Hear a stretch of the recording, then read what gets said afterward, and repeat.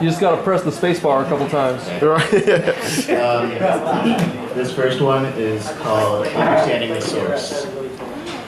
Exit your worry and enter into this reality as though it were a lucid dream, for that is when the beauty of consciousness is most apparent. In that state of ecstasy, the imagination spills an ocean of creation, honest in design but beyond comprehension. That single instant where the imagination manifests itself, spreading in all directions, overwhelming even the artist's eye, the way a flick of the switch can overwhelm the darkness. Compose the order of things with the peace of someone who is aware of the world around, but still in control of those things internal. The ability to understand and the courage to name the source of your sorrow will one day give you power over it. Yeah. This one is called All I Know. I went mad for the beauty of this world. I went mad from the beauty of this world. I went mad before I was born and was born so many times before I went mad.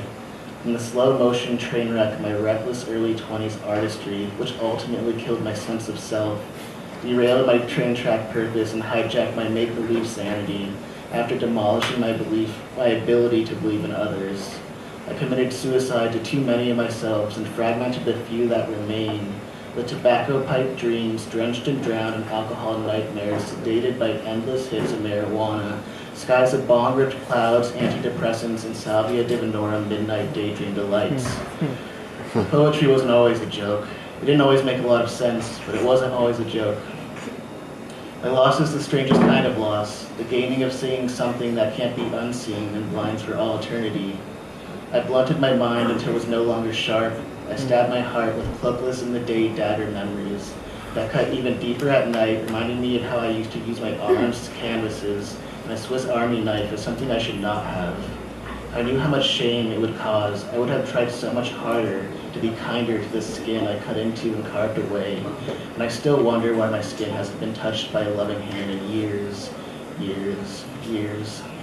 I try to learn better, to do better. I try to discover my truth and reify it into a practice I could preach without any rehearsing. My light and my dark had become so intertwined I couldn't tell one from the other. I wanted to study everything until I could be certain of what was wrong and what was right. I needed to know if justice was just a myth which never existed and could never have manifested itself into people and their lives, or if it was just that I'm a really shitty poet. And after all I